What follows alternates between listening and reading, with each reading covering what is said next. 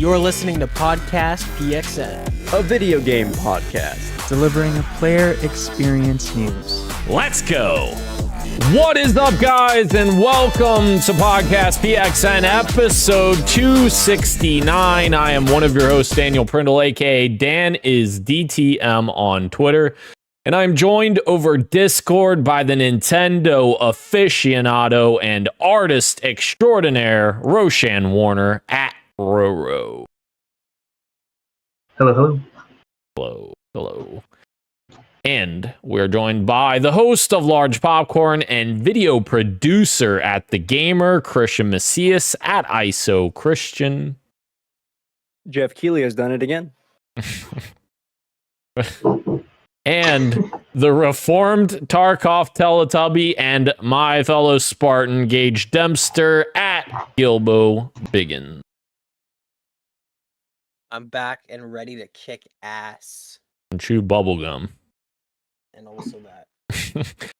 And thank you to everyone watching us live and participating in the chat. Just as a reminder, we are live each and every Wednesday at 8 p.m. Eastern Time on youtube.com/@podcastpxn, as well as twitch.tv/podcastpxn.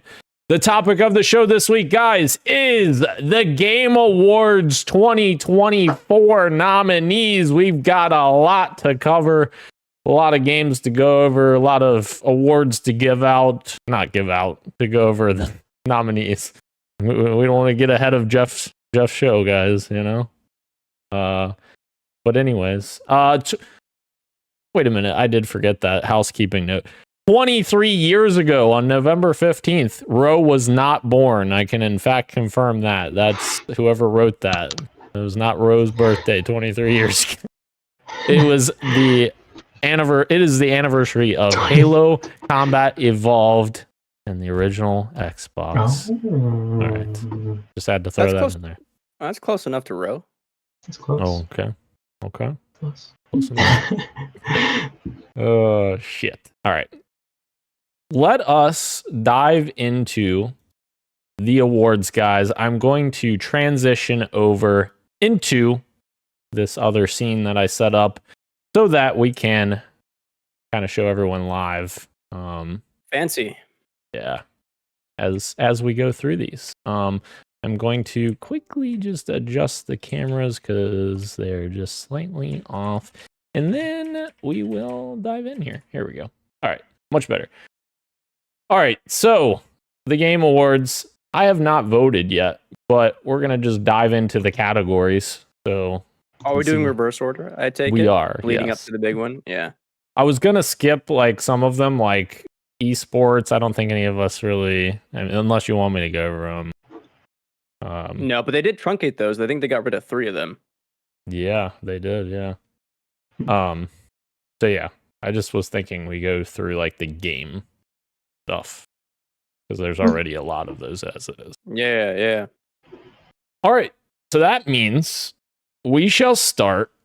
Should we do best esports game or just switch? Just go straight to most anticipated. I hate that category, most anticipated. Okay, I despise this category. Should we skip that one also then? No, let's do it. All right. All right. So most anticipated game. Also, actually, let me throw. It is a weird category now that I think about it. It's nothing, but like. It makes me forget that it reminds me that this is a show not about awards and actually about trailers. Mm-hmm. Do you know what I mean? Yeah.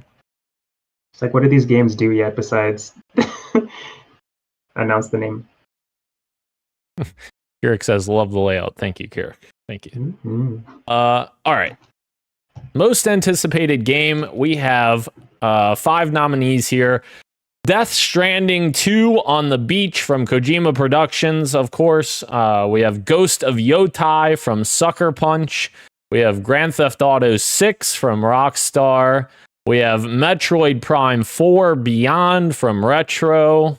We have Monster Hunter Wilds from Capcom.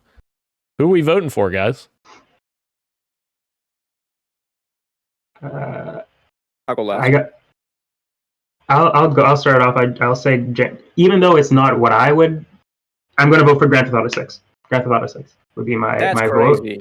is not the game that I'm most anticipated for. But out of these games, like, I feel like that is the most anticipated game.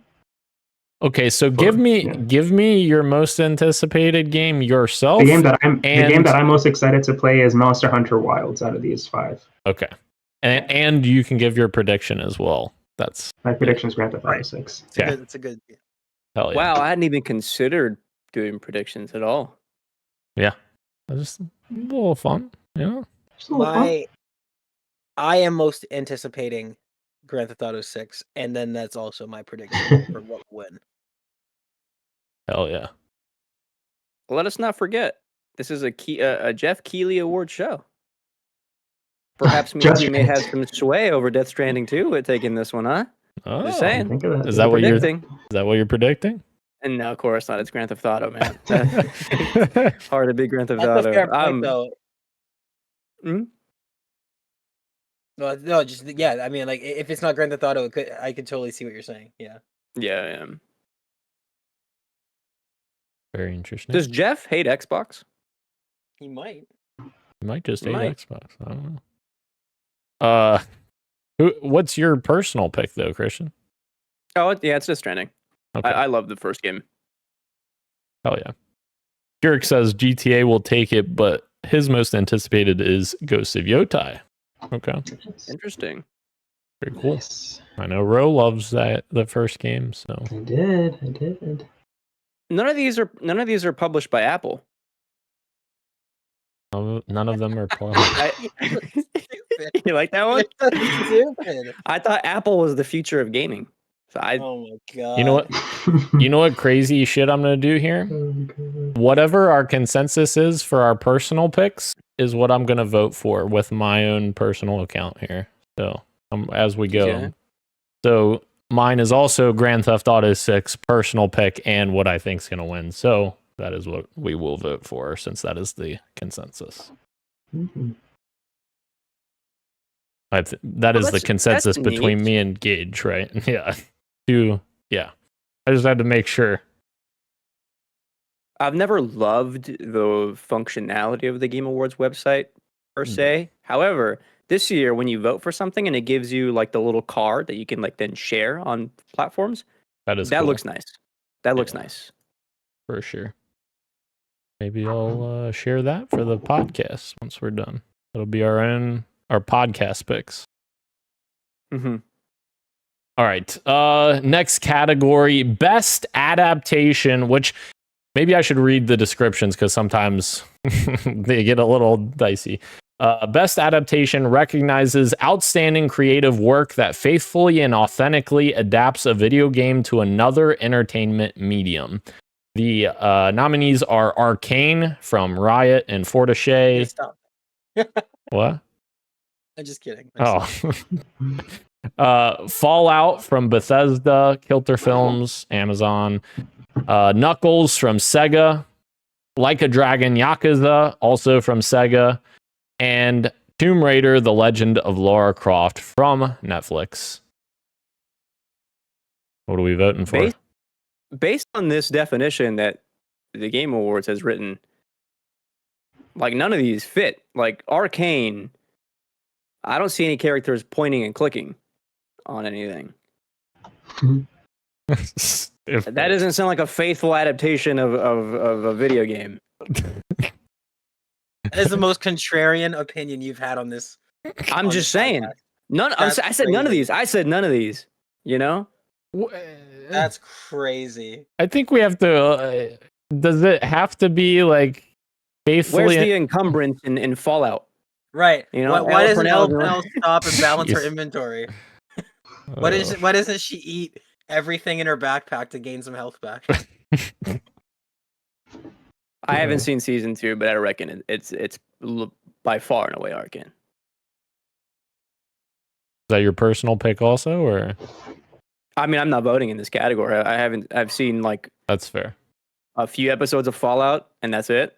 That's fair. So Okay. Gage, Ro, what about you guys? My pick and prediction is both Arcane for me. Okay. I vote for No, I'm just kidding.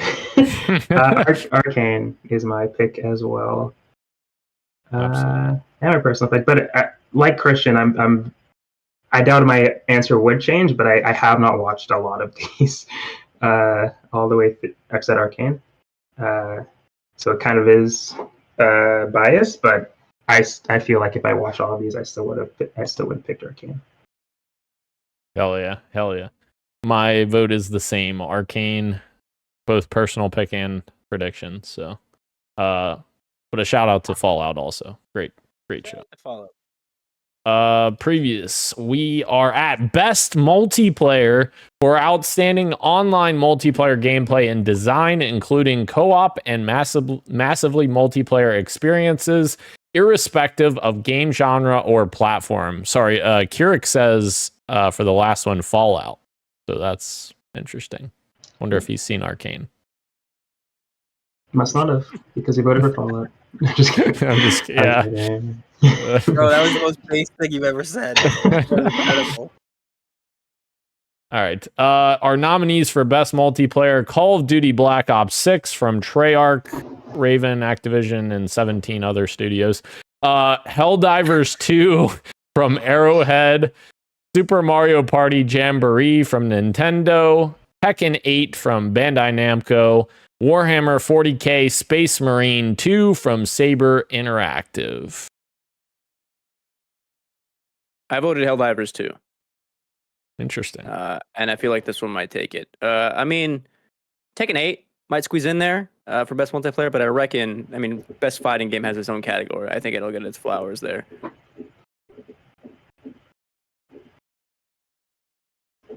I would want. I think my vote would be Helldivers 2. I would say best multiplayer out of these ones. I think that was a moment. For sure. Gage, what are you thinking? And prediction is both going to be Helldivers 2 as well. For the exact same reason that Christian listed, it'll get the other one will get its flowers in the other category. Yep, I agree with you guys as well. Same sentiments. I do enjoy Black Ops 6 Zombies though. Fun. Yes.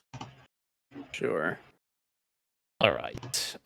Next one, best sports/racing game for the best traditional and non-traditional sports and racing game.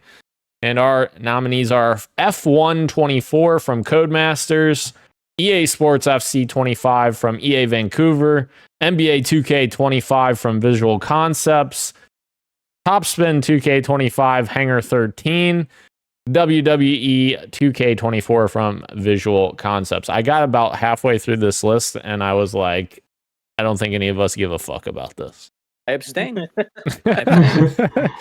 So I'm gonna vote for Topspin just because it made a comeback. That's the only reason I'm voting for it. You would vote for Topspin. You're so dirty. All right. This one I think. I don't know. Which one are you doing? Best sim/strategy. This one poses a very interesting question. This one in another category. Okay. That I will probably reserve for Game of the Year discussion. Oh. I don't have any personal takes in that. I don't have any stake in that category. But when we're talking about like rules, should X be in this category or whatever, this one poses a very interesting question I'm going to bring up later. Put a pin in this one. Okay. Put a pin in it. Do we want to go over it? No. I'll bring it up later. Okay. That brings us to best family. So this is for the best game appropriate for family play, irrespective of genre or platform. I don't know why they put in the platform part. I feel like that's kind of obvious. No? Platform? I don't know. Astrobot from Team Asobi. Princess Peach Showtime from Goodfeel and Nintendo. Super Mario Party Jamboree from Nintendo. The Legend of Zelda Echoes of Wisdom from Grezzo and Nintendo. The Plucky Squire from All Possible Futures and Devolver. Maybe that's why they put in or platform, because they have 3 Nintendo games. Yeah, I Just guess. to- Yeah. It's like, just so you know, this isn't a Nintendo category. Yeah. Best family game always like gets a bunch of Nintendo noms. Right. Yeah, Which makes sense. it does. It does. So what are we voting for then?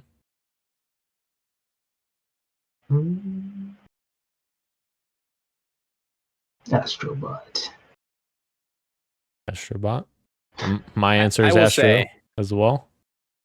I showed my friend's kids videos of Astro because my friend was thinking about getting a PS5, and the kids loved just watching the trailer. Wow. Based on this one anecdote, there's no competition, dude. It's Astro. It's got to be Astro. Is it Astro Gauge for you? Astro.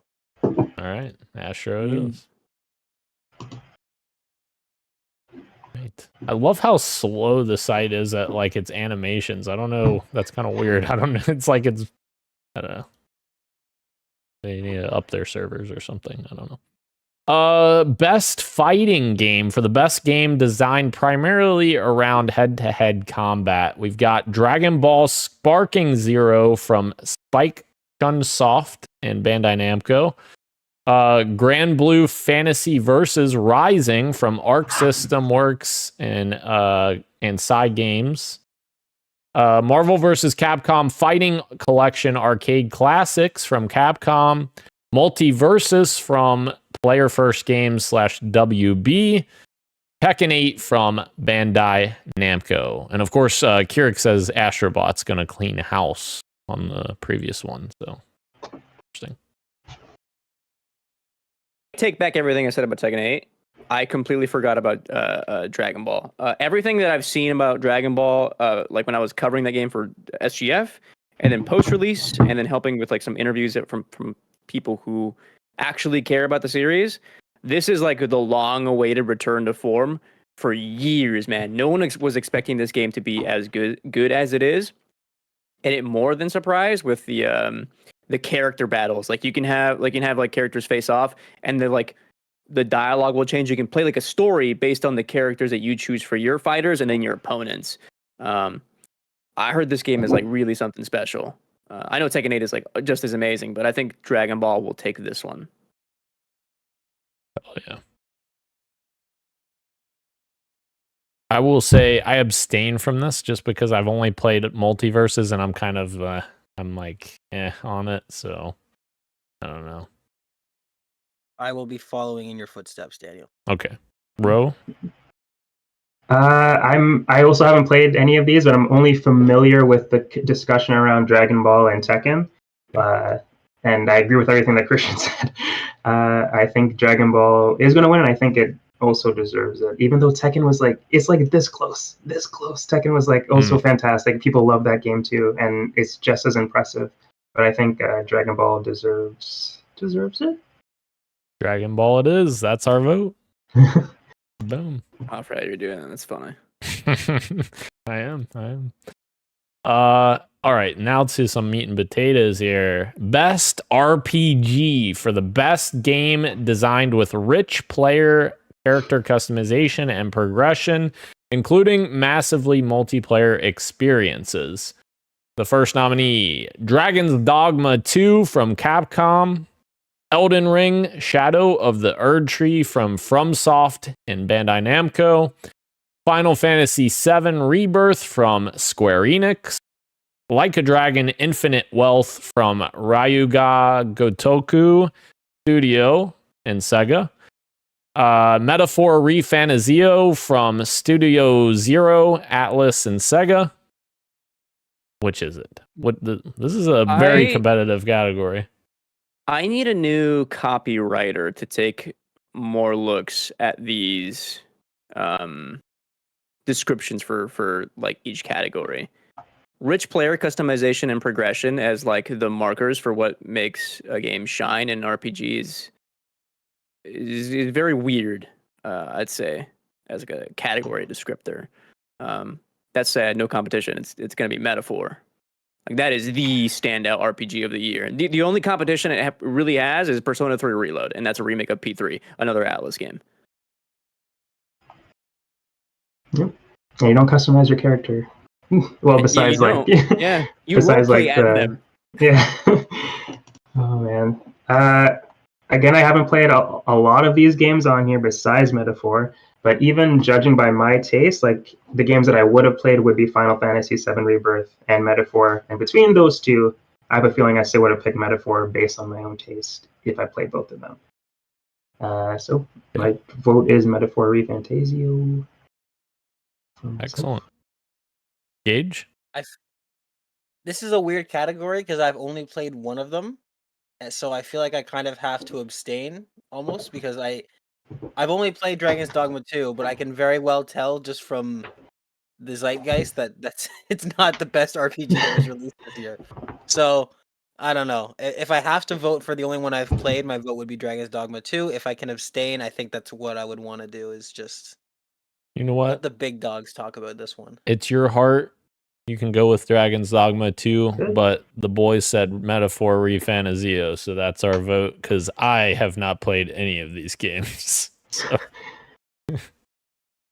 Metaphor. What is the Ro? Tell me, what's the rich character customization in Final Fantasy VII Rebirth? Choosing the materia you're slotting into your sword. Maybe Cloud wears his shorts and his t-shirt costume, and that's it. When they're talking about describing character customization to me, when they talk about character customization, I think what they might be talking about is what you just described, like going into your menus and upgrading and stuff like that. But when I see that, I think like the first thing that you see when you boot up an RPG, which is customizing your character, which you don't do in any of the ones that we mentioned. But like Cyberpunk, when you boot up Cyberpunk, that's what I think when they say character customization. I think I can see what they're trying to say, but it is definitely a very poor description. Yeah. Or it's like if you boot up The Last of Us, you're not really having much impact on the story. But at the same time, it's like, well, you're still upgrading Joel and all that stuff. I don't know. They definitely could use an update on those descriptions for sure. In God of War Ragnarok, you can slot in runes to give yourself like 1% more attack or whatever the fuck. Right. Garrick is on your side, Gage. He says, my heart is with Dragon's Dogma 2. Yeah. But he says he thinks ReFantasy is going to take it. Yeah. What is it? It's for a future category. Two ahead. But so should keep Dragon's Dogma in mind. Okay. Our next category is Best Action Adventure Game. For the Best Action Adventure Game, combining combat with traversal and puzzle solving. I feel like this would be a better category for Dragon's Dogma 2. I take it back. I was gonna say for Best Action. For Action Adventure, I'd throw in Dragon's Dogma 2. Okay. Right, exactly. Yeah. This would be a much better game for it, or a category for it. Yeah, it would have a much better shot in this category too, I think. Yeah. Well, yeah, a little bit better, I guess. The first nominee, Astrobot from Team Asobi, Prince of Persia: The Lost Crown from Ubisoft Montpellier. I'm not French, so the second one sounds good. Go with that. Silent Hill 2 from Bloober Team. Mount my penis? Oh my god. Jesus Christ. Star Wars Outlaws from Massive Entertainment and Ubisoft. The Legend of Zelda Echoes of Wisdom from Grezzo and Nintendo. What do we have? Best Action Adventure. From my time with 4 of them out of the 5, I didn't play Zelda, Echoes of Wisdom. I spent a couple hours with Outlaws, but that's only through press coverage. That's it. I would personally give it to Prince of Persia: Lost Crown. You can make the argument for Astrobot, and I'd probably even agree with you, but I think Astrobot is in so many other categories that Prince of Persia is not in. This is the only one. When I read the description of combining combat with traversal and puzzle solving, Prince of Persia: The Lost Crown, I think outshines Astrobot in that regard. It's close, right? It has the AAA polish in Astrobot that Prince of Persia maybe doesn't have, but long term, over the course of being a Metroidvania, I think it's Prince of Persia. The way that game that progression in that game is much better. It's interesting because you saying that, I hear what you're saying from that description, but the way I'm thinking about like action adventure, I felt like Astrobot. I don't know. I don't Like I know. said, I'd probably agree with you if you made the case for it. Then sure, yeah, Yeah, I can see it. I don't know. That's difficult. I played the demo for Prince of Persia: Lost Crown, and I very much enjoyed it. But then obviously I didn't even play the full game yet, so it's hard for me. Hard for me to decide on a game that I haven't played. But I love Astrobot, so I think I gotta give my vote to Astrobot. Very well. Tell you what, Dan, if you vote with your Gmail for Astro, I'll vote with my Gmail or whatever for Prince of Persia. Okay, that's fair.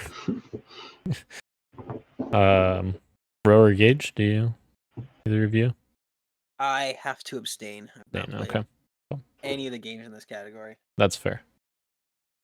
Yeah, I'm in a similar boat. I would vote for Prince of Persia though because of just how I feel about the game in general. I haven't played it, but just like the discussion around it and Ubisoft actually doing it, just the vibes, yeah. All right, just the good vibes. Then But that don't means do it because of the vibes. Do it no, because that means Prince of Persia. Oh yeah. I That's should have abstained. Nope, you said it, so I voted Prince of Persia. I'm abstaining from further. All right. Best action game. For the best game in the action genre focused primarily on combat. And those nominees are Black Myth Wukong from Game Science, Call of Duty Black Ops 6 from Treyarch, Raven, Activision, Xbox, 17 other studios, Helldivers 2 from Arrowhead Game Studios, Stellar Blade from Shift Up and Sony, Warhammer 40K Space Marine 2 from Saber Interactive. Here's another hot take. I think Wukong is really punching up. I'm a Wukong denier, where I think that game is like just fine. It is way more jank than polish. Action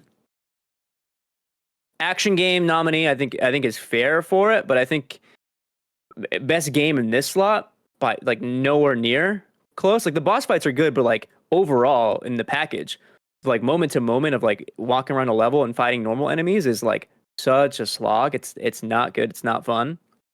Between these, I'm between Helldivers and Stellar Blade, to be honest. From my time with Stellar Blade, I think that game has the better action than Helldivers. Specifically post-patch, I thought that Stellar Blade version was like actually satisfying to like parry and dodge. It felt really good, felt really satisfying as a character action game.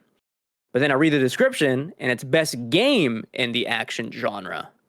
And I think with that description in mind, I think Helldivers is the better game than Stellar Blade, because Stellar Blade still has a lot of filler content where you're like going around the open world stuff and like traversal that is not fun and engaging the way the combat is.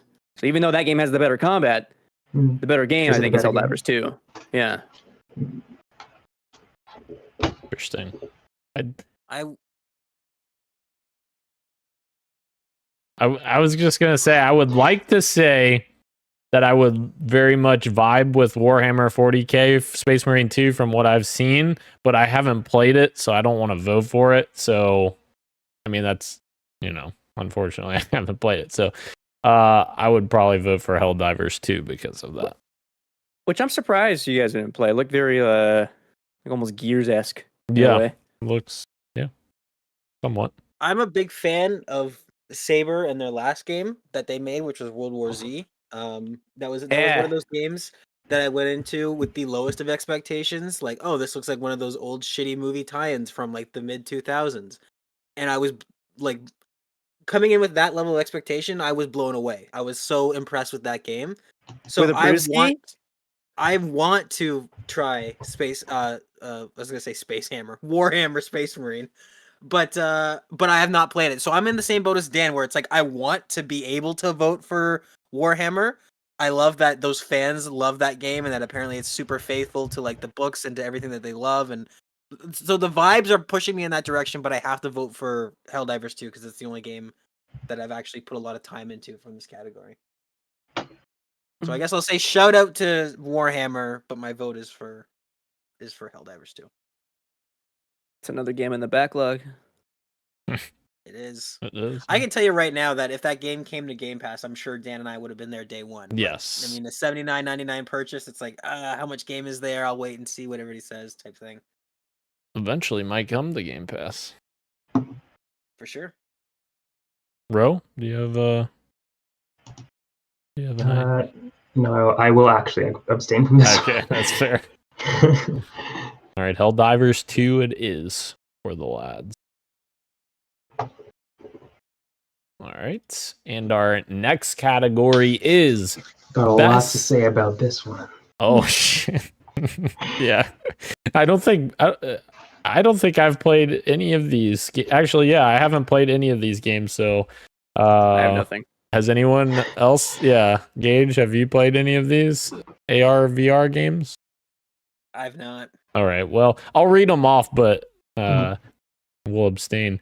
VR AR games: Arizona Sunshine Remake from Vertigo, Asgard's Wrath 2 from Sanzuro Games, Batman Arkham Shadow from Camouflage Oculus, Metal Hellsinger VR from Lab 42, The Outsiders and Funcom, Metro Awakening from Vertigo Games.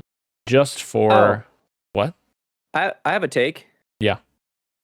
The other day I went to go see the Clint Eastwood movie, Juror Number 2, and before the trailer started, there was a MetaQuest ad for Batman Arkham Shadow. And in this 30-second to 1-minute commercial, not one snippet of footage. It was all people in the living rooms, and their shadow was made to look like Batman. So my take is that we should see gameplay for this. Because I still don't know what I've seen 2 commercials for this game. Not once have I seen gameplay. I've heard some people say good things about it, but I haven't. I'm with you. I haven't seen any gameplay of it. I'm gonna vote for Metro Awakening just because I love Metro, just for the hell of it, you know. Oh, yeah. All right. Best mobile game, and I think that there will be a couple in here that people will be excited about. So, best mobile game: for the best game playable on a mobile device, we have AFK Journey from Farlight and Lilith Games, Balatro from Local Thunk and Playstack, Pokemon trading card game Pocket from Creatures Inc. TPCI. That was a weird thing to say. TPCI. There we go. Wuthering Waves from Kuro Games, Zenless Zone Zero from Hoyaverse.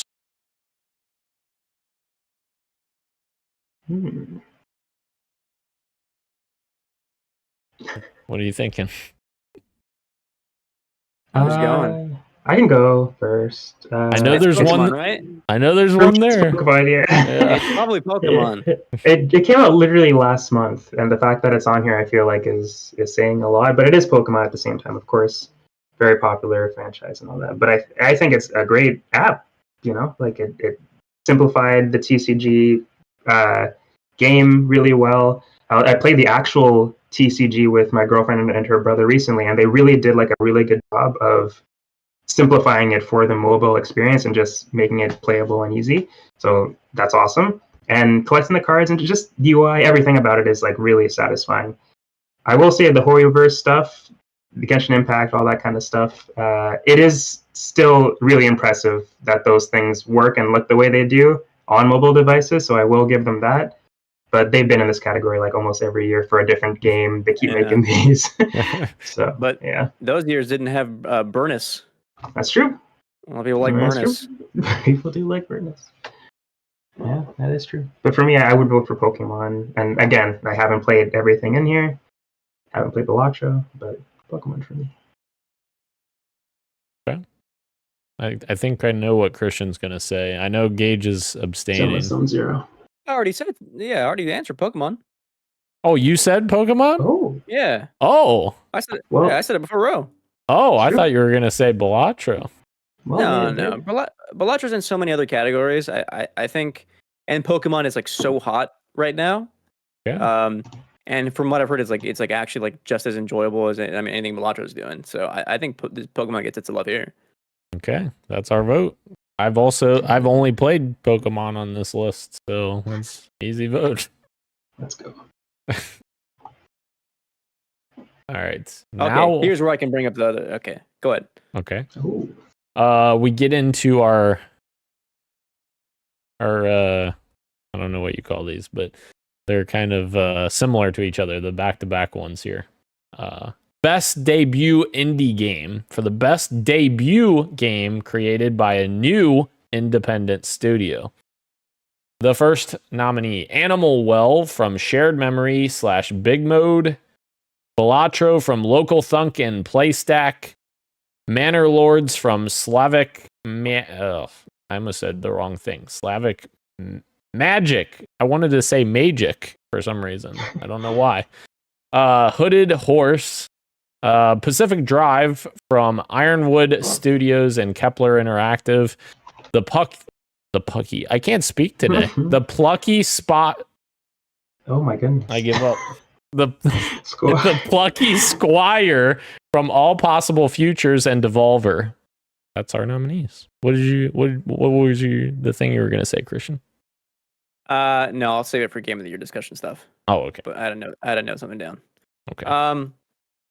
Can I say I can see this one going one of two ways? You have a category with 2 games made by a single developer. Belatro, made by one guy, and then Animal Well, made by Billy Basso. Again, Belatro is in so many categories, but I think given the scale of Animal Well and the way that game is the way some of those puzzles are interdependent on you talking to other players who have different SKUs of that game in order to solve that puzzle. The ambition of what Billy did with Animal Well, I think this is where Animal Well gets its love. And maybe Belatro gets its love in the other categories that it's in. My vote here would be Animal Well. Okay. Mm-hmm. Bro. I also haven't played a lot of these games. I abstain, but everything that Christian just said, I would think that Animal Well deserves it based on what he said can compare to the game. What I know about the others, I don't know. I haven't played them. I don't know everything, but based on what Christian just said, it sounds like Billy. I forget the name of the guy who made the game. Yeah, Billy Basso. Yeah, it sounds like he deserves something for what he created, and yeah. People were talking about Animal Well up there as like in terms of Metroidvania with the likes of Hollow Knight, like how good that game is designed. Wow. Well, I guess we're gonna all echo Christian's sentiments because me and Gage, I don't think have played any of these either. So no, he played Belatro for like a couple, maybe like an hour max. I guess that was the extent of his love of that game. That was. Okay. All right, so Animal Well, we are voting for there. Keurig says Manor Lords all the way, so big Manor Lords fan. Oh, Manor Lords. Yeah, thoughts on this later. Thoughts on this later. I forgot about Manor Lords. Is that awesome? Are you serious? Oh. Well, no. If the vote, do the vote for the podcast is what Christian said, but for me, my personal vote, Manor Lords. Absolutely Manor Lords. Oh, okay. I didn't realize you played that. I did. Hell yeah. You can thank Keurig for reminding you. Thank you, Keurig. All right. So now on to Best Independent Game for outstanding creative and technical achievement in a game made outside of the traditional publisher system. A couple repeats in this category. The first one, Animal Well again, Shared Memory and Big Mode. Belatro from Local Thunk and Playstack. Lorelei and the Laser Eyes from Simogo and Annapurna. Neva from Nomada Studio and Devolver. and UFO 50 from Mossmouth.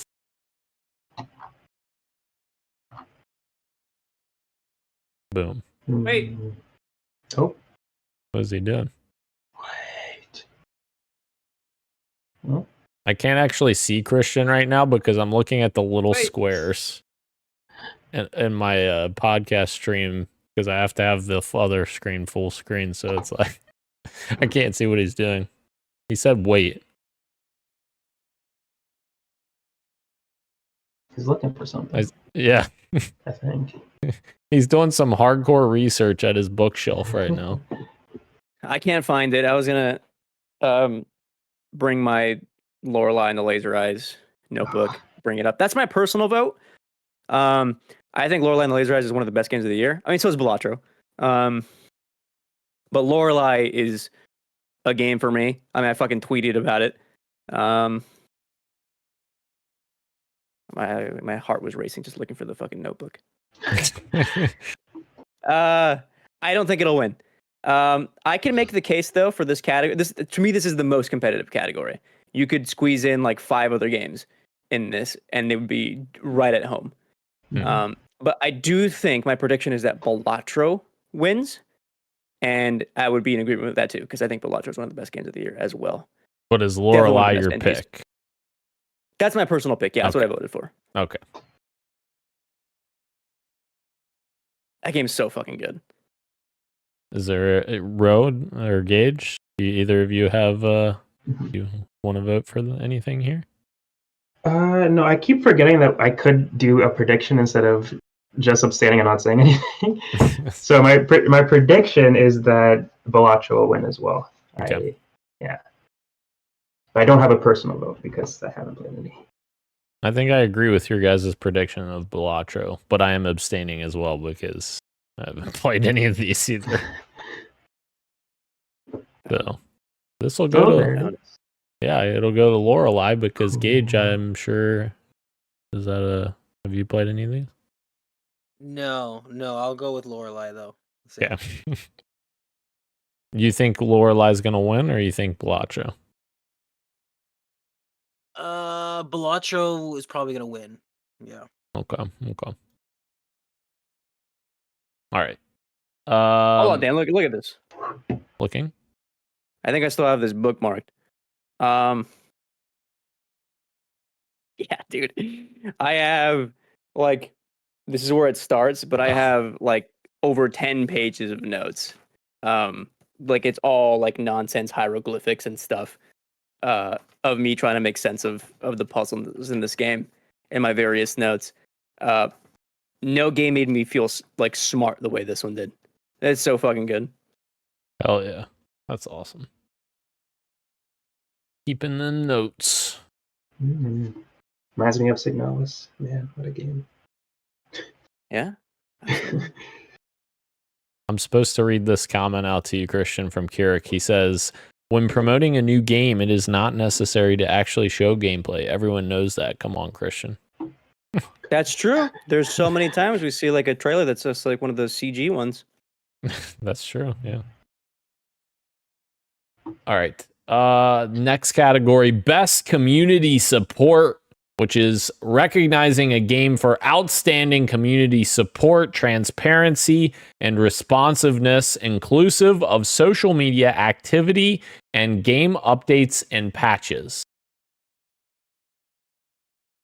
Yeah, we'll get to this in the next category, but this is still fucking confusing as fuck to me when you compare this to the next category. But anyways. You're right. Yes. Yeah. And the nominees are Baldur's Gate 3 from Larian, Final Fantasy 14 from Square Enix, Fortnite from Epic Games, Helldivers 2 from Arrowhead Game Studios, let me finish. No Man's Sky from Hello Games. It says best community support, like that would be a developer award, no? I would 100%. If I were in charge of this award show, I would make this about I would have like Square Enix or Hello Games, you know what I mean, and not the game itself. Right. You're 100% right. Or just like flip it, like Epic Games for Fortnite. Right. Yes. Yep. Mm-hmm. That's weird. Yeah. And these are the ones that are like done during a commercial break where they don't even do it on the stage anyway. That's true. Right. So it's like, oh, we just need another category. Make it the same one as this one, but different. So wait, Best this director, is best. June 2. Right. This is what? Is this is ongoing or this is community support? This is community support, support. yeah. Yes. And what is the description? Yeah, again? exactly. It says recognizing a game for outstanding community support, transparency, and responsiveness, which if you stop, well, inclusive of social media activity, if you stop there, it makes sense. But then they say, and game updates and patches. But like, that's literally the next category, right? Like, right. That we're about to go over. That's a little weird. And without knowing, like, They also use the word in the definition. Right, yes, which is terrible. yeah, fuck that. I don't know what they want from this. Like, I don't know what they want. My heart tells me that this means like engagement, like in terms of like the community has issues with things and they get it fixed. Like, to me, that in my brain, that's what this category is supposed to be, but that doesn't really sound like the second half of the description. I don't know. I don't know. Go ahead. I know No Man's Sky had a really big update, right? Lots of them. But that would be more like ongoing. Right, exactly. Community support. Although I would say Hello Games does a lot of listening to their fans to incorporate those game updates, but like it should just be the first part of that, like listening to the fans and responding to the fans and like, you know, making changes based on what the fans are saying. Like, yeah, that's weird. I think you read the description of the next one. I think, well, before we move on, I think personally, I would actually say either Arrowhead or Hello Games, because I feel like both of them like do a really good job of communicating with fans and like, you know, listening to fans and incorporating things that people want to see in their games. I do know Larian has also been updating their game massively.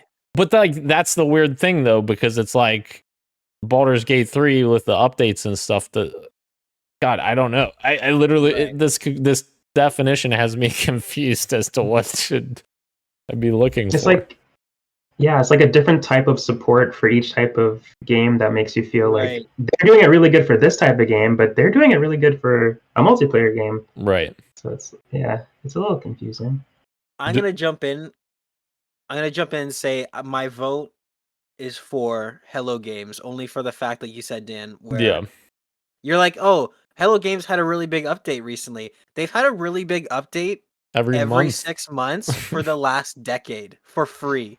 So I feel like when I see, it's one of those things where it's like the illusion of free will, where it's like if I see Hello Games nominated for something in one of these categories, I'm just gonna say, sure, they get my vote for whatever they're nominated for. I feel like it's more than every 6 months, isn't it? Maybe it's not every month. It's more frequent than that. Yeah, maybe it's not every month. It feels like that. Yeah, but it's a lot. I think my vote also would be a Hello Games.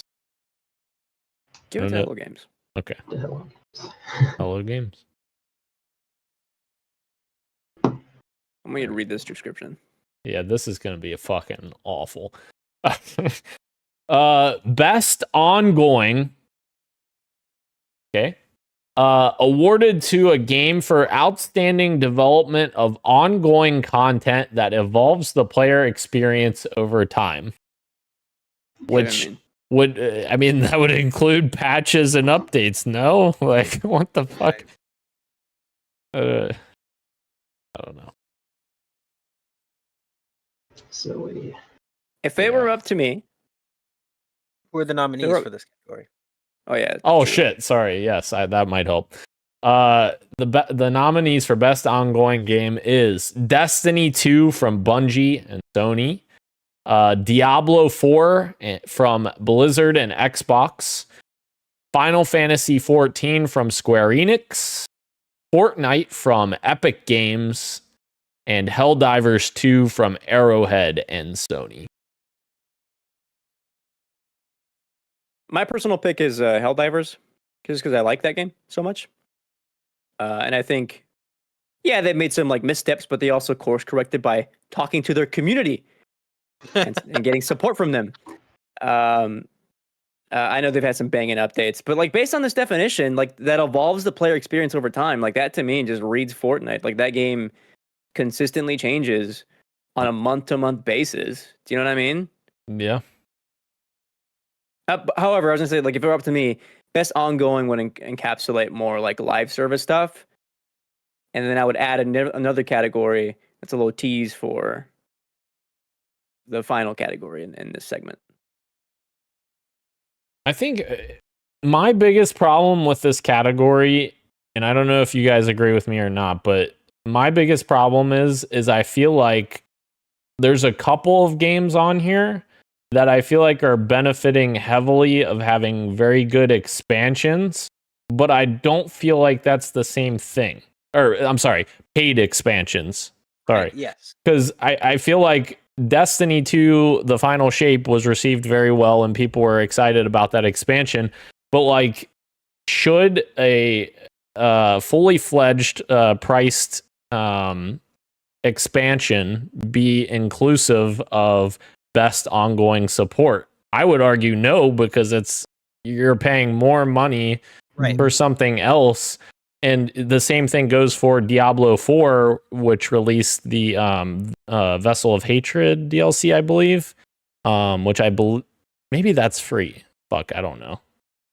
Maybe I might be fucking up on that one, but if it's not free, then that's my point stands. But I mean, Final Fantasy 14, those are paid expansions. Okay, I didn't realize that. So it's an interesting question. I agree with you. Yeah, because the category talks about evolving the player experience, but it's like a paid DLC is not really evolving the player experience. It's there. Hey, here's another experience that's extra if you want. Right.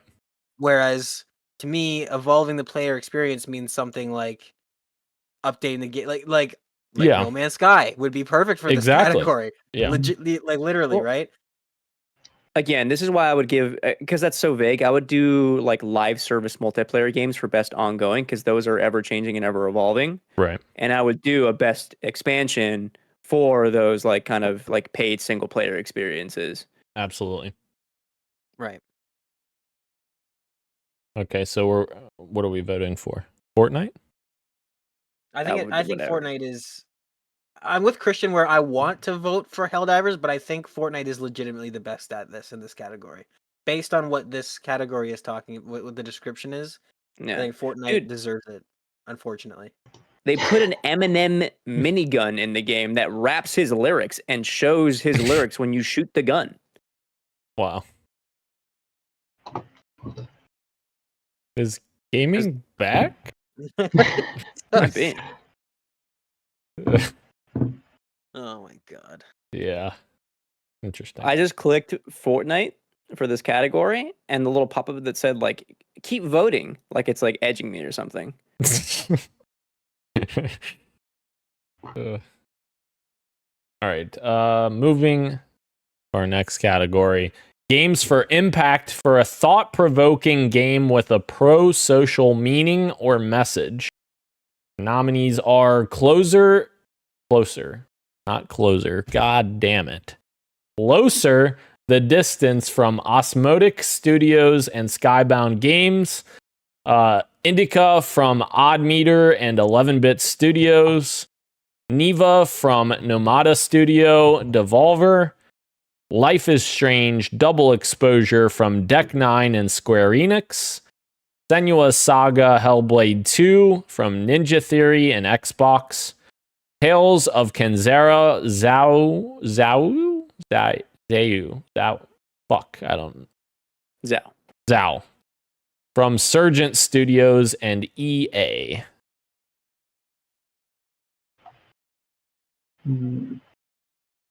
I I abstain from this category. I could see it going either to Neva or Tales of Kinzera's out. I haven't played Tales, but I know like that story. I'm forgetting the developer's name. Of him just like retailing, like telling stories of like Africa and telling stories about like his dad and stuff. I think that one might like you don't see voices like that in the industry, let alone games like set in that setting, which might sway that vote that way. But I do know that Neva is also like really, really impactful. Hence, games for impact. Either which way, but I'm also abstaining because I haven't touched all of them. My prediction is for Neva. Oh, Neva.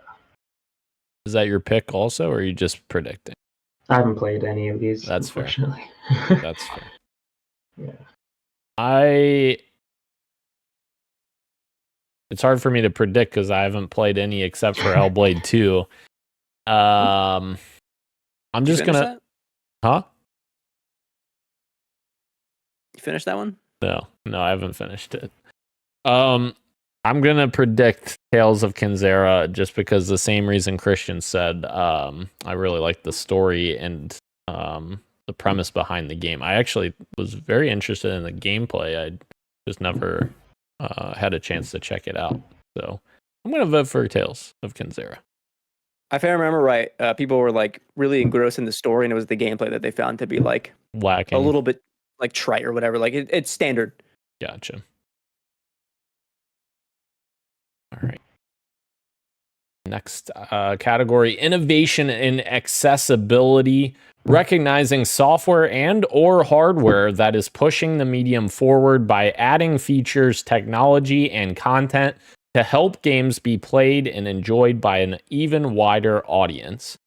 The first one is Call of Duty Black Ops 6 from Treyarch Raven, Activision, Xbox 17 Studios. Diablo 4 from Blizzard and Xbox. Dragon Age The Veilguard from BioWare and EA. The Prince of Persia, The Lost Crown, Ubisoft Montpellier and Ubisoft. Star Wars Outlaws from Massive Entertainment. Tell you what, right now it is not Call of Duty. Have you tried reading text in that game? Impossible. Oh, it's terrible. Yeah. Yeah. Do not give it to them. Yeah. I don't have a vote. I don't have a horse in this race. I don't either, really. Does anyone want to just throw out something? No, I heard Star Wars is good for that. There you go. Dan's clicking. That's Star Wars, boom. That's enough to give it to him. It could be one that's better, but that's the only one that I heard about. Okay. Star Wars Outlaws, congratulations. Good job. All right, next one. Best performance awarded to an individual for voiceover acting, motion, and or performance capture. We have Brianna White from Final Fantasy VII Rebirth.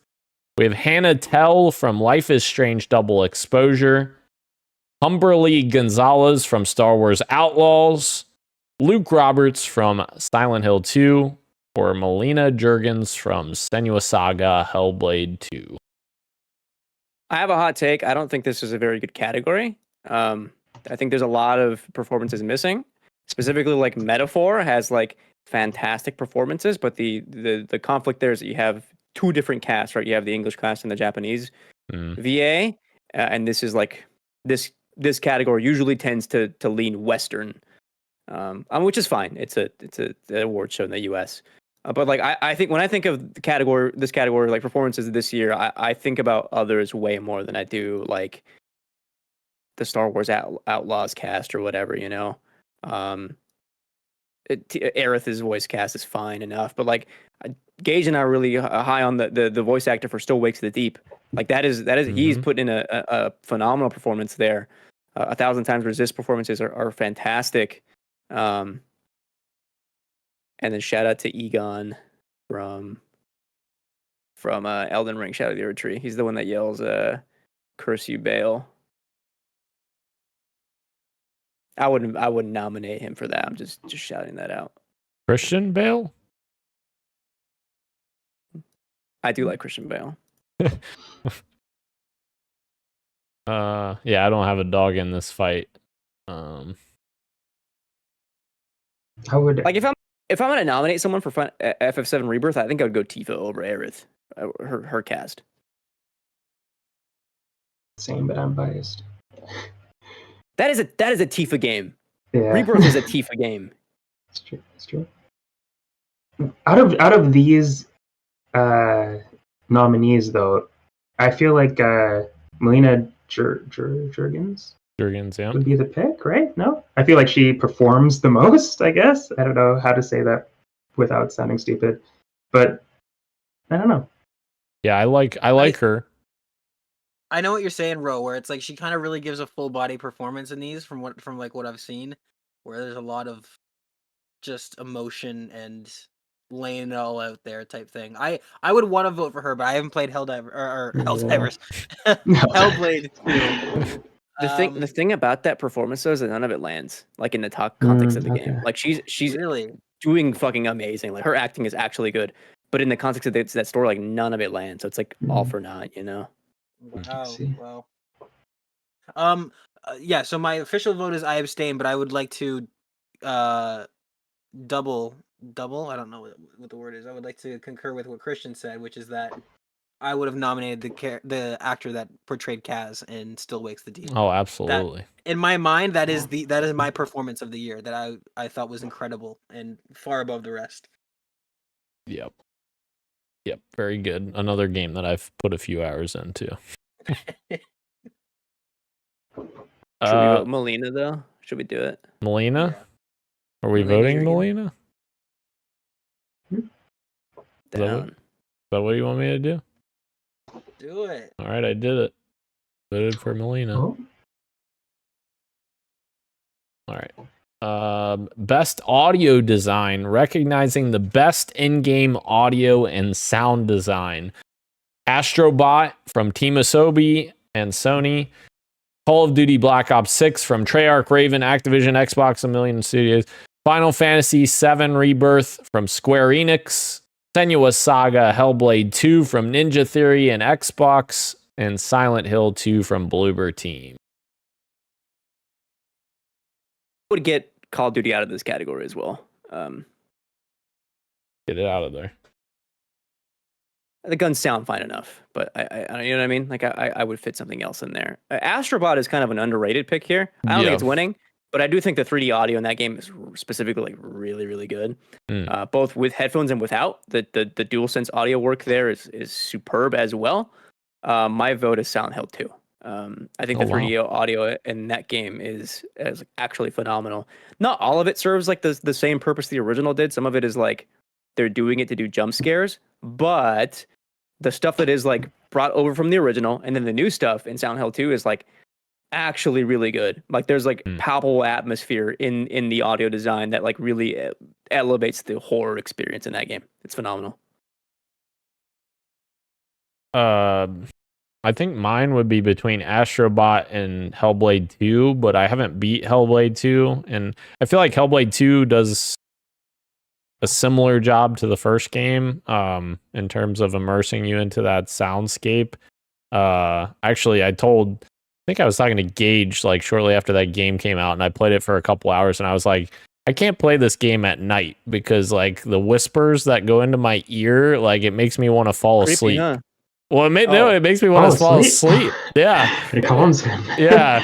I'm hearing these whispers and I'm like, fuck, I'm getting tired now. I don't know. So I think my vote would be Astrobot. Actually.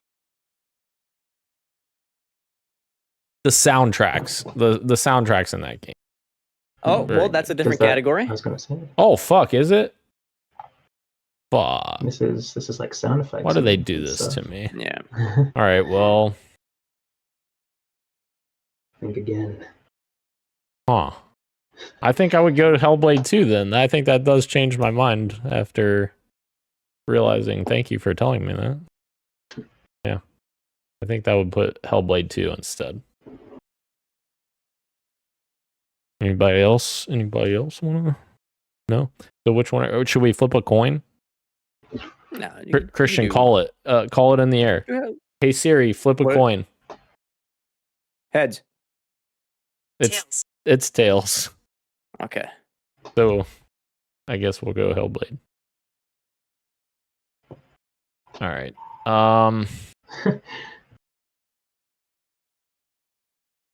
The next one is best score in music. This is what I was looking for. Thank you, guys.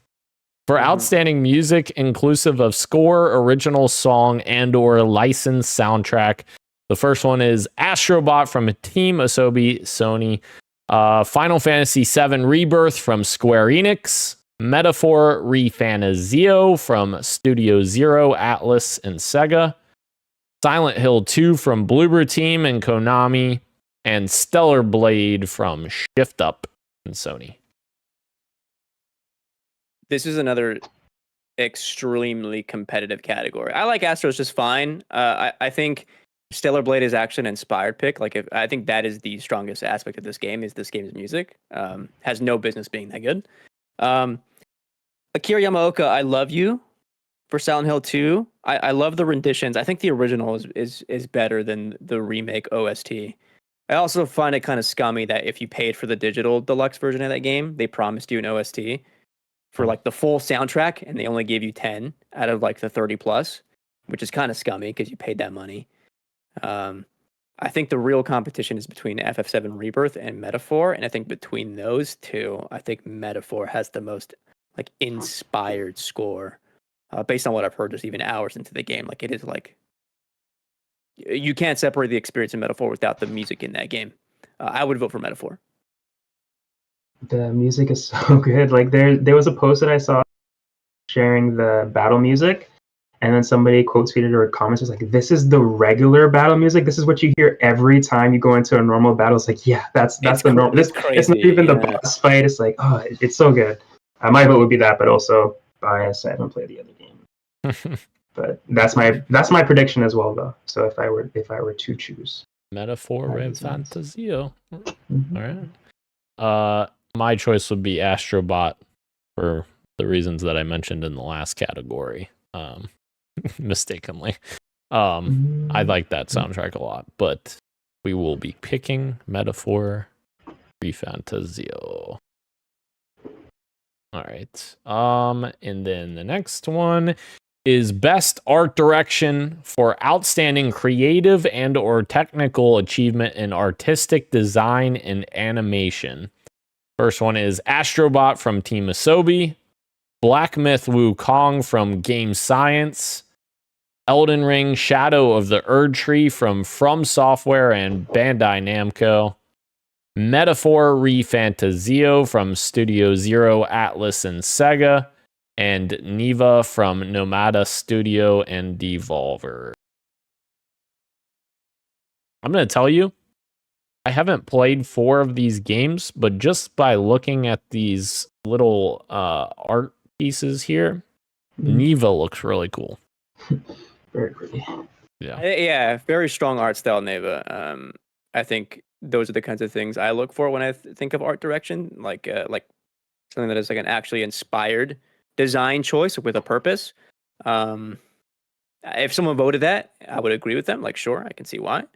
My personal pick is Elden Ring. I think the way that game changes the landscape of Elden Ring into something much more sinister, and the way, like, but also beautiful. I did like a whole video on like why this art style makes us feel the way it does in this game. It's like actually like peak art direction design in that game. It's really fucking good. I was going to say the same thing, like Elden Ring, even though I haven't played it. But I feel like that art style is so consistent, like throughout the entire game.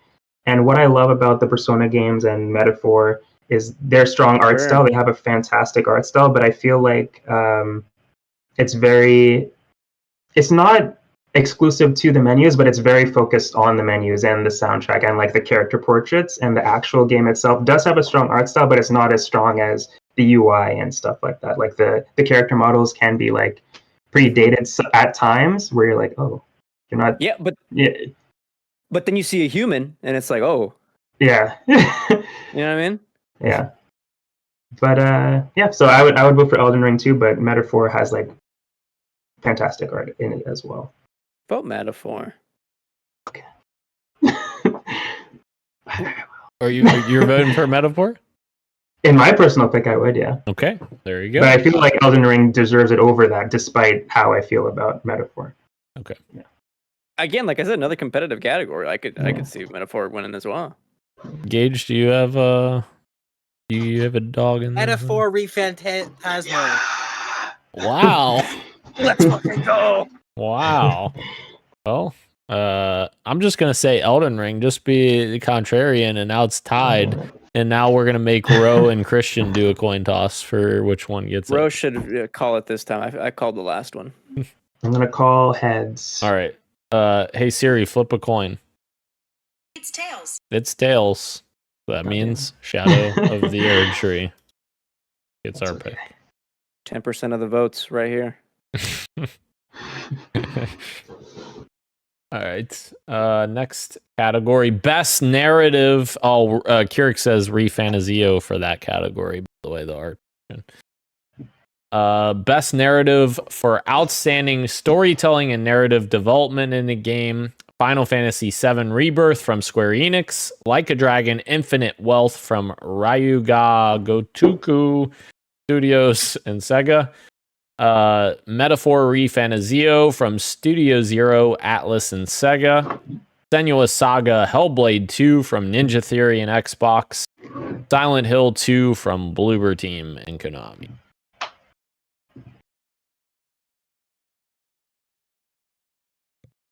I think me and Gage are fucked in this category. I have a weird thing about remakes sometimes in like these like major categories, because like pound for pound, this is like the Silent Hill 2 narrative of Bloobers is like 80 to 90% just the same one from the 2000s. You know what I mean? Like, you know, I have a conflict there. So between the I liked Seven Rebirths just fine. Actually, no, I really enjoyed it. I thought it was like actually great. But like, there's only one of these that is like prescient with the times, and that will stand the test of time throughout the next couple of years of a far right wing administration in the US, and that's like Metaphor. Like that is the one that is like actually like elevated beyond like just like a traditional story, and something that has like actual things to say about our own real world experiences. I would give this to Metaphor. I agree. All right. Metaphor Refantasio. This has been a terrible year. I'm realizing this has been a terrible year for me, for my style of game. That's what I'm realizing here. All right. Best game direction awarded for outstanding creative vision and innovation in game direction and design. We've got Astrobot from Team Asobi, Balatro from Local Thunk Playsack, Black Myth Wukong from Game Science, Elden Ring and Shadow of the Erd Tree from FromSoftware and Bandai Namco, Final Fantasy VII Rebirth from Square Enix, and Metaphor Refantasio from Studio Zero, Atlas, and Sega. I think this one's like a personal preference. You can make the case for any of these. Like, these games cannot exist without their respective directors. Do you know what I mean? Yeah. I mean, for me, my personal pick is Erd Tree. That's just me. Sure. You could pick anything else, and I'd say yes, 100%. Except for Wukong. Halo Infinite. It's not a real game. Halo Infinite. But yes. I'm just kidding. I would probably say Astrobot because that's the only game I've played on here. Ro? Metaphor? Yeah, I've only played one game on here, and it's that as well. Okay, that means Gage picks from the three of those. Metaphor Refantasmo. And he's like 50 feet away. Yeah, his mic's like low or something. All right. That brings us to the ultimate category here. the Game of the Year award, recognizing a game that delivers the absolute best experience across all creative and technical fields. We have Astrobot from Team Asobi and Sony, Balatro from Local Thunk and PlayStack, Black Myth Wukong from Game Science, Elden Ring Shadow of the Erdtree from FromSoftware and Bandai Namco, Final Fantasy VII Rebirth from Square Enix, Metaphor ReFantazio from Studio Zero, Atlas, and Sega. Who wants to start us off? You can go first because I think we have similar thoughts. And I have like a mini rant just because I've had to think about this for work for so long that I have like thoughts. I wrote like little keywords for me to kind of move through. But I would like to hear your thoughts first.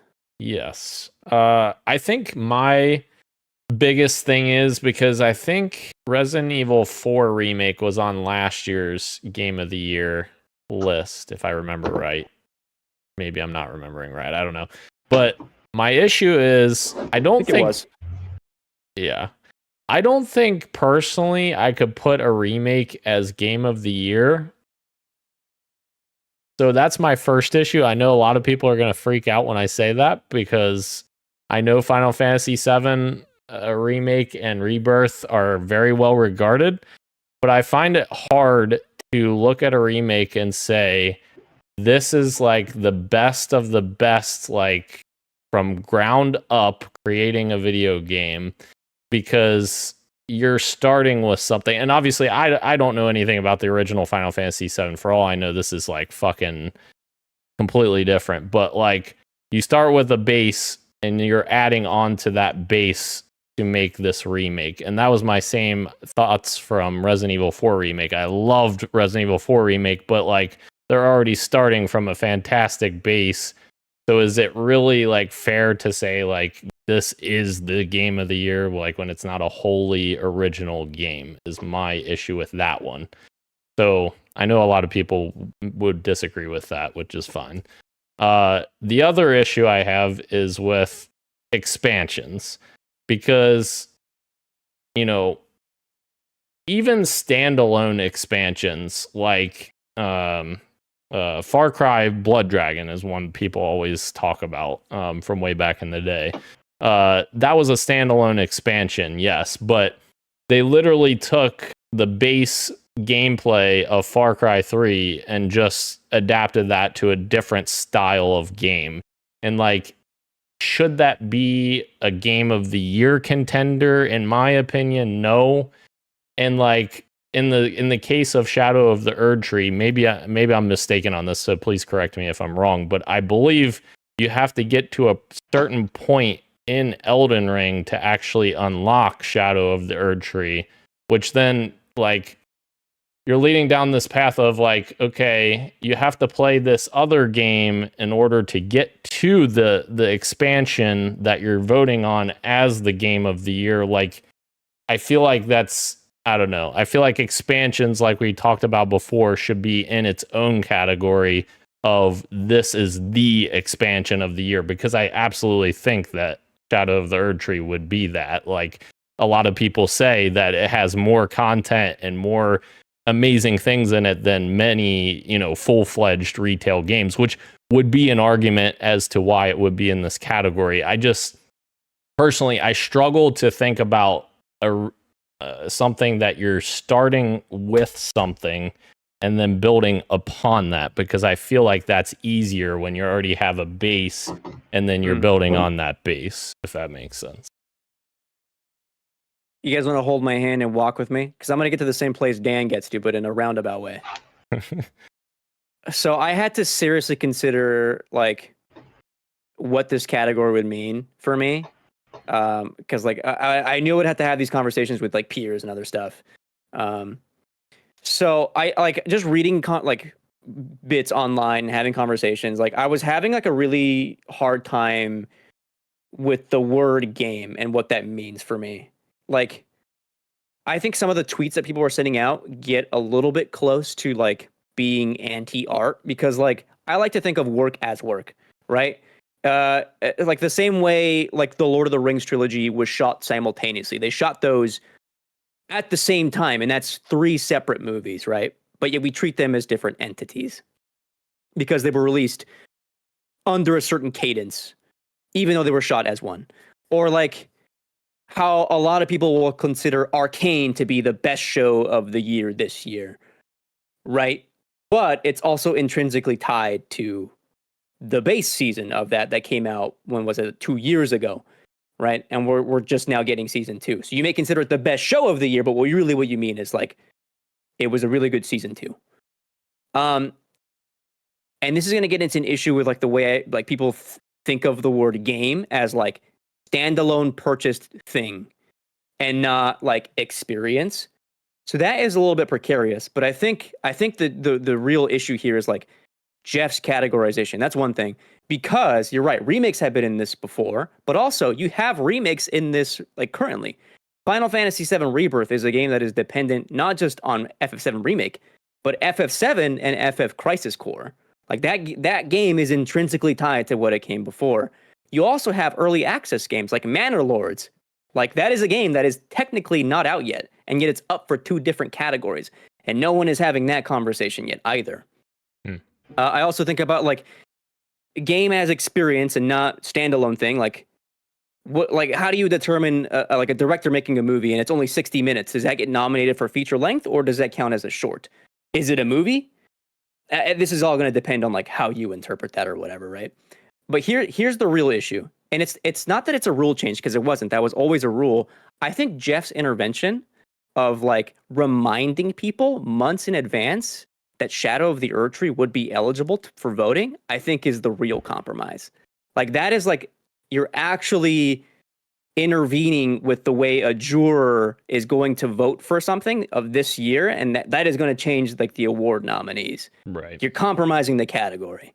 So I think it stems from that, but really it's just the issue of like categories. I think if you are going to be in the weeds about having things be worded a very specific thing, just make a new category. Just have a separate thing for expansions, and you won't have this kind of controversy year in and year out, where like things like Phantom Liberty could get its flowers, you know?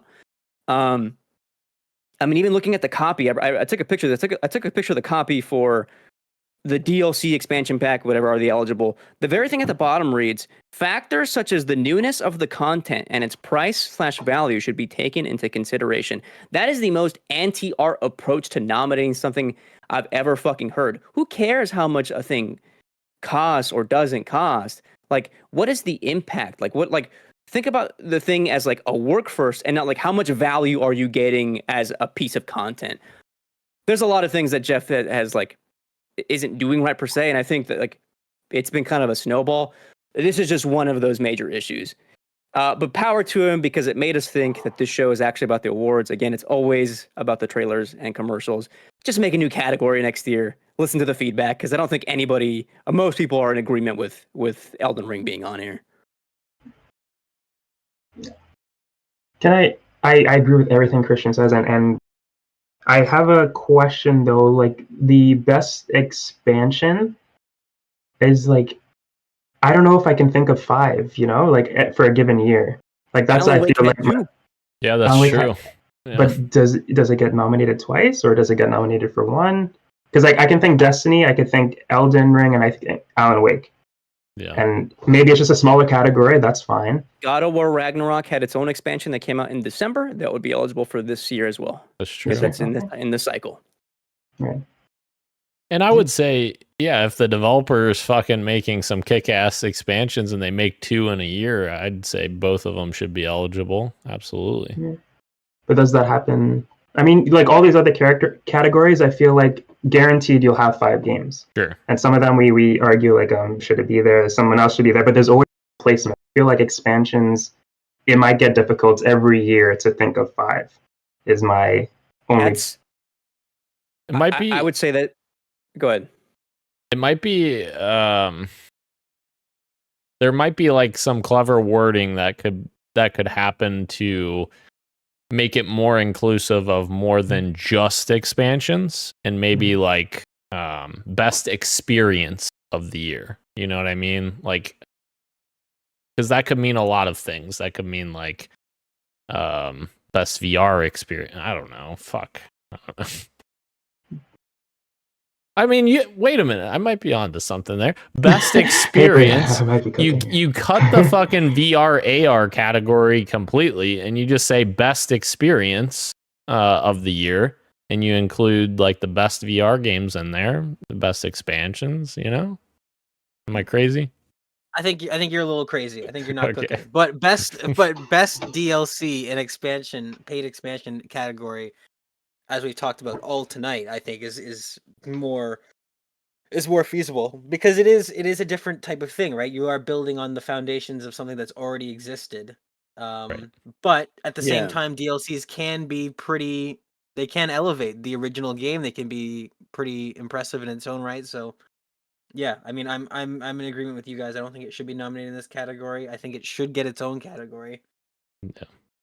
Yeah, like Rose saying though, like, well, how do we fill that? Like, if there's only 2 expansions that release in a year. But like then you just dive into indies. Like I feel with indies and with full releases, I feel like you can at least get 4 or 5 a year. I think. Wait. Sure. Oh, I did the thing. Wait. Uh-oh. I just thought of something. Best expansion / mod.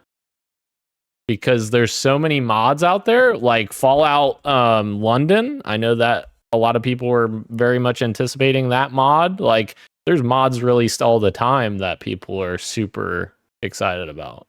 Is that right?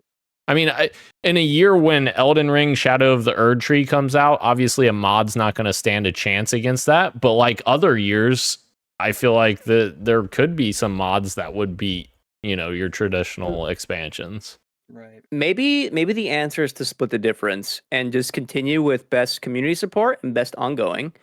And then you keep best community support back, because it's already a fucking weird category. You keep that one to like the smaller updates and patches, and you change best ongoing to incorporate those bigger expansions like your Destinies, your Diablos, which again, forgot both of those earlier. You're struggling to come up with 5. Those are 2 more right there. We're now at 6 or 7. That's true. Fuck you. Jesus Christ. Damn it. And Dan, to your modding thing, I wonder if a good category would be best fan-made project of the year. Yeah. And then you could include things like mods and stuff like that. Those get shut down left and fucking right, dude. That would not work. I want to play that MW2 fan fucking game. Where's that? But my hope would be that, as of right now, that is how it stands. My hope would be that if Jeff Keighley did introduce a category like that and did get some spotlight on these things, that maybe these companies would be less inclined to, if they get a bunch of good press from the Game Awards saying, look at this amazing fan-made thing, and then they decide to shut it down, I mean, that's going to be a lot of bad press. So maybe that would slowly change the course. I think there could be some goodwill earned if he did something like that. I voted for Balatro. Oh shit, I forgot to vote for that one. Which one were we voting for? Fuck it, do Balatro. You're crazy. My personal pick. You're voting for Balatro? A good ass fucking game. And Gage is saying Balatro. So Ro, what are you saying? Balatro. Wow. I guess we're voting for Balatro. Here we go. All right. Well, we did it. We made it through all of the categories we cared about. Tight hour. Well, we're not done yet. Yes. All right, we're gonna get through this really quick here. Fuck. We might be skipping stuff. News of the week: Arcane Act 2. Christian, have you watched Act 2? Nope. Shit. Well, just generally speaking, Act 2, very much enjoyed that. I heard it's good. Very good. We're trying to speed through this, but I want to put pause on speeding through things for a second. I want to get Rose. I want to hear what Ro, the animation guy, thinks of Arcane season 2. Because last time we spoke to you, you only saw the first episode. Now you've watched 5. What is your opinion on Act 2 and Arcane season 2 in general? Before Act 2, I saw the scene that you were referring to last week. Obviously, I saw it, the comic book one. Yeah, that was really cool. That was awesome. I was talking to my sister about it while we were watching, and I was like, somebody just like decided like, yeah, let's do that. Like, why not? And they did it, and it looks beautiful. But yeah, as we all enjoyed Arcane, but I love the animation. They just keep upping. It's just incredible quality and stuff in that way. I don't want to spoil it because Christian hasn't watched it yet, and anybody out there who hasn't watched it, but that batch of episodes would just it hit me really hard, and the ending of that batch, I really hope, I really hope it's not what we think it is, but I feel like it is what it is. But man, I cried. I cried too. Yeah. It was really good. It was really incredible. I'm trying not to be too spoilery, but it was a great batch of episodes. And I love this batch. Like, I like how they're doing it, how they're splitting it up. I don't know if they did that last season. Maybe they did and I forgot. But I like how they're splitting it up. I just want to say to what you're saying about the comic book sequence. There's a few sequences this season where, like, there's a lot of shows and movies. Most recently, I can think of Dune Part 2 is one, where you're watching something and you can tell that people care about what they're making. And, like, I don't get that feeling a lot, even for good quality stuff. Like, sometimes I just, that connection isn't made. But for certain things, it is. And I can't help but feel like for Arcane Season 2, I'm assuming that over the past 9 years, the majority of the Fortiche animators like have stayed. Like, they probably have this. Like, I'm assuming it's not a revolving door for what I'm about to say. But it seems like this show the season 2 being 9 years in the making, it feels like there are scenes that they've been waiting for to make. Like, there are scenes I'm thinking of, like, there. So, like, with the comic book and with the comic book sequence, and last week we talked about, Dan mentioned there was a charcoal coloring sequence. In this new batch of episodes, there's this watercolor sequence that happens. Oh yeah. And there was one of the moments that I cried at. And it's so it feels like this show is made in honor of real people, even though these characters clearly don't exist. They don't look realistic in the slightest. Everything's stylized. But it's almost like I'm waiting for like a in memory of in the credits. Like it feels like they care about these characters so much in a way that a lot of media doesn't have that same feeling. Like, Dan and I were talking about Fallout. We both love Fallout. This is a completely different feeling I get from watching these characters on screen, and especially some of these animated sequences that they do. So yeah, I'm right there with you. I didn't just cry at the very end of Act 2. There was multiple moments across the episodes that got me where I was just tearing up left, right, and center. And in fact, there was one moment in the end of episode 6 where I was tearing up, but at the same time I chuckled just because I'm like, what am I even fucking like? What am I watching? That's happened a few times this season where I laugh, not because anything's funny on screen, but because I'm like, what the fuck am I watching right now? So, man. Shout out to Arcane Act 2. I think even if the last 3 episodes somehow pull a Game of Thrones situation and they just suck, I feel like everything we've gotten so far has solidified that this show is going to be talked about for many, many years to come. It's just incredible. I can't believe what we're seeing. Jesus, there's so many like specific character moments that I want to bring up with Caitlyn and stuff, but I shouldn't yet. Another time. You know what? When the day comes that all 4 of us are caught up, maybe we'll do a spoiler cast. I would be there in a heartbeat for that. Hell yeah. Hell yeah.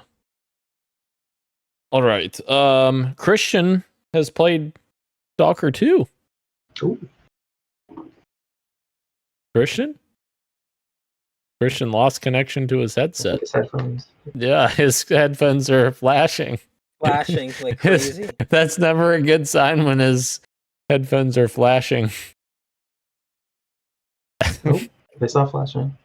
They stopped flashing. Oh. Well, they did stop flashing. Oh, Christian. Uh-oh. Huh? Oh, he's there.